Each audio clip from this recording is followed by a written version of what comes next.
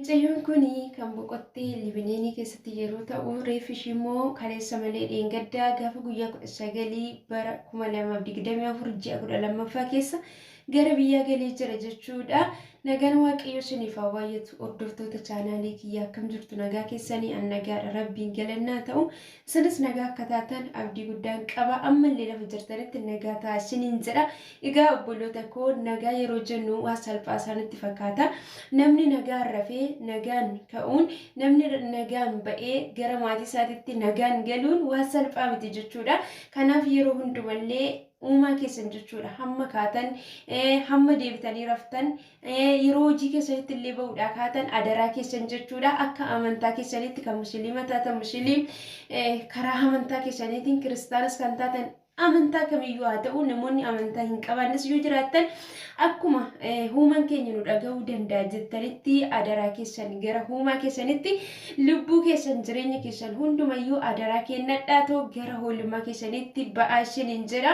Egaa obboloota koo miidhaa garaagaraatiin jechuudha obboloonni keenya akkuma keenya jechuudha hojjannee of jijjiirraa, hojjannee maatii keenya jijjiirraa, hojjannee obboloota keenya gargaarra jedhanii jiruuf jireenya isaanii fooyyeffachuudhaaf biyyarraa gara biyya ambaa yookaas immoo lammii afaan isaanii hin beekne keessatti hojjechuudhaaf ba'anii yeroo hedduu jechuudha reeffa isaaniitti gara biyyaatti kan deebi'u. Inni kun baay'ee tokko nama gaddisiisa. Egaa homaa jechuu hin dandeenyu waan ta'eef warra nu biraa boqotan obboloota keenya kallattii adda addaatiin Waaqayyo lubbuu isaanii isaan haa maaru jennee bira darbina jechuudha. Egaa obboleettiin kun maqaan ishii Tigisti Caalaa jedhamti jechuudha. Sababni du'a isheetii immoo Liibineenii keessatti jechaadha. Akkuma beekamu Liibineenii yookiis immoo Beerut keessatti wal waraansi Israa'elii fi Iraanii kan ture jechuudha.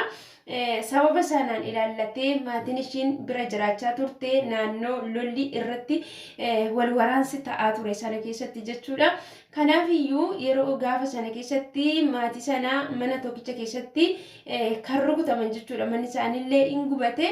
Maatiin ishii wajjin jirtu suni yeroodhuma sana jechuudha. Bakkuma sanatti yeroodhuma sanatti jechuudha isaan mana sana keessatti kan boqotanii, ishiin garuu miidhamni qaamaa irra ga'eetu mana yaalaati jechuudha kan ishiin galte. Mana yaalaa keessatti immoo maatii ishiitillee akkasumallee namoonni ishiitti dhiqanii mana yaalallee kan geessanii mucayyoon kun lubbuudhaan hafteerti jedhanii Waaqayyo lubbuu ishee hambise jedhanii Waaqayyoon galateeffachaa mana yaalaa yaalamaa turte. Garuuti mucayyoon kun yaalamtus lubbuu ishee ooluu hin dandeenye. Mucayyoon kun boqottee gara biyyaa galtee jirti jechuudha. Dheengadda reeffi ishee galee jira. Biyyarra kan baate isayyuu dhugaa rabbii dubbachuudhaaf reefu jechuudha. Bara 2016 jechuudha akka lakkoofsa Itoophiyaatti. Bara kana immoo 2017 jechuudha. Waggaa takkitti hin guunneyyuudha jechuudha. Kanaaf obboloota koo baay'ee tokko dhugaa Waaqayyoo nama gaddisiisa jechaadha. Akkuma beekamu mucayyoon ishiin gara Dubaayitti boqottes waggaa 7 guutuu jechuudha. Maatii ishii otoo hin argin otoo jireenya koo jijjiiree gara biyya kootti deebi'ee boqodha otoo jettee dheebuu otoo qabdu jechuudha. Biyya namaatti haftee reeffi ishii galee jechuudha. Waaqayyo jechuudha balaa akkana jechuudha baatanii karaatti hafuu, baatanii lubbuu keessanii dhabuu, baatanii too fayyaa keessan jechuudha maatiin keessan reeffa keessan simachuu Waaqayyo isinaa oolchu jechaadha. Wanta itti yaaddan, wanta karoorsitanii, wanta hojjetattanitti Waaqayyo isinaa boqochiisu, maatii keessanillee ija nagaa wal isinaa agarsiisu jechuun jaalladha obboloota koo. Mucayyoon ishiin Dubaayii kan ishiin itti boqottee hin dhukkubsatte jechuudha. Dhukkubsattee guyyoota muraasa keessatti kan ishiin boqotte.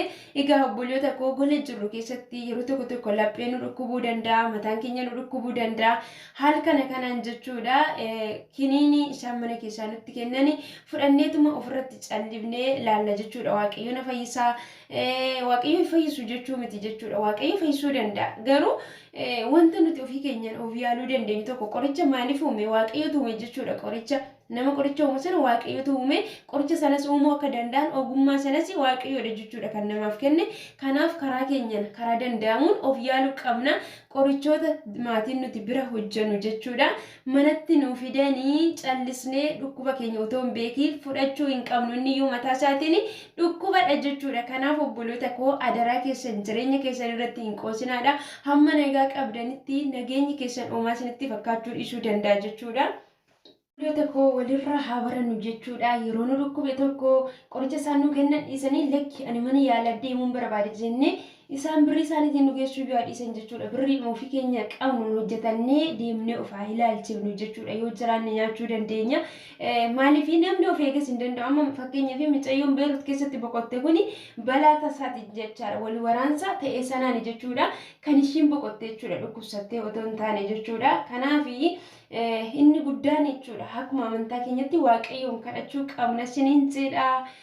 Namoonni biyya keessanirraa baatanii biyyoota namaa keessa waggaa dheeraadhaaf kan jiraatanis galaatoo maatii keessan ilaalladhaatoo hojjechuu barbaaddu yoo ta'e immoo deebi'aatoo hojjetadhaa isiniin jedha. Obboloota kun namni lubbuudhaan jiru yoomumayyuu hojjetee jijjiiramuu danda'a jechuudha. Namni lubbuudhaan hin jirre garuu isa hojjetetti illee otoo hin boqotiin har'a boru galeetan boqodha.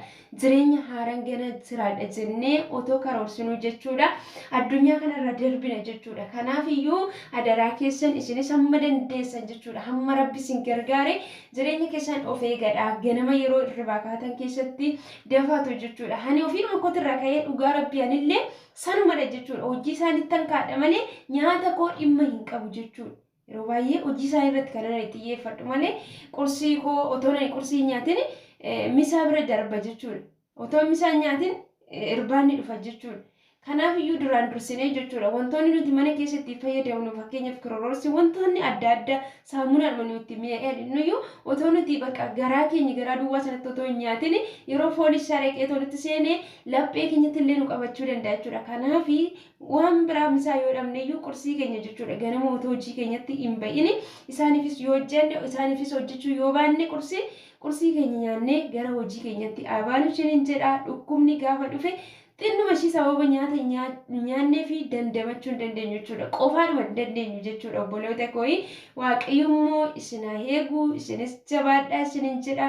Nagaan hin nu baase nagaan deebisee nu haa galchu. Dogoggorri yoo jiraate immoo adaraa keessan dhiifama naaf godhaa isiniin jedha. Obboloonni yaada keessan naaf kennaa turtanii yaada qeeqas kun sirrii miti bakka kanatti deebi'ii sirrii miti kan naan jettanii dhugaa guddaa tokko isin jaaladha. Guddaa galatoomadha. Isa isin akkasumaan jettan immoo maaliif nuti irra caale jechuudha kan na hordofu warra akka koo hojjettoota mana madaamii keessatti jechuudha kan na hordofanii isaan kallattii adda addaatiin sammuu isaanii dhiphachaati jechuudha kan isaan oolanii jireenya maatiirraanis haa ta'u golee keessa jiraatanirraa illee wanta baay'eedha jechuudha sammuu isaanii kan dhiphisaa oolu. Sababa sanarraa jedhee taphachuu kooti malee of jajuu koo miti jechuudha. Maaliin iyyuu isin caaluu hin danda'u jechuudha. Shinti beetiin dhiqaa oola waan hundumaan iyyuu ani qixxee keessani jechuudha. Iddoo kana kanan dhufe isin irratti of jajuu yookaas immoo of jajuu kootiif otoo hin taane guddummaa koo agarsiisuudhaaf otoo hin taane bakka dadhabnetti bakka wanta nu keessa jiru yaada keenya waliif qoonnee wal jajjabeessinaa.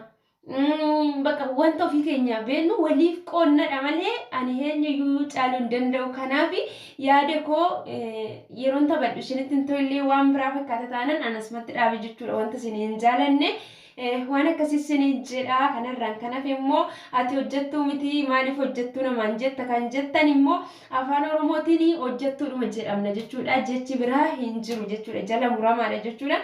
Kan hojjechiisan hojjechiistota keenya ani hojjettuudha jechuudha. Hojjettuu mana madaamii hojjettuu jechuun nama wanta itti kenname tokko hojjetu jechuudha malee waan biraa hiikaa hin qabu. Baalaginnatis miti jechuudha. Obboloota koo fakkeenyaaf isti maal jedhama hojjetaa mootummaati. Hojjetaa mootummaa jedhama. Arrabaa kun arraba miti jechuudha. Kanaaf yaada keessanii gara gaariitti hiikkadhaa isiniin jedha. Guddaa isin jaaladha. Wanta biraa immoo afaan biraatiin jechuudha. Hojjettuu jechuun hiikaa biraa yoo qabaate jechuudha. Karaa kanarra caala fooyya'aa yoo ta'e immoo natti himaa isiniin jedha. Nagaan naa tura. Baay baay.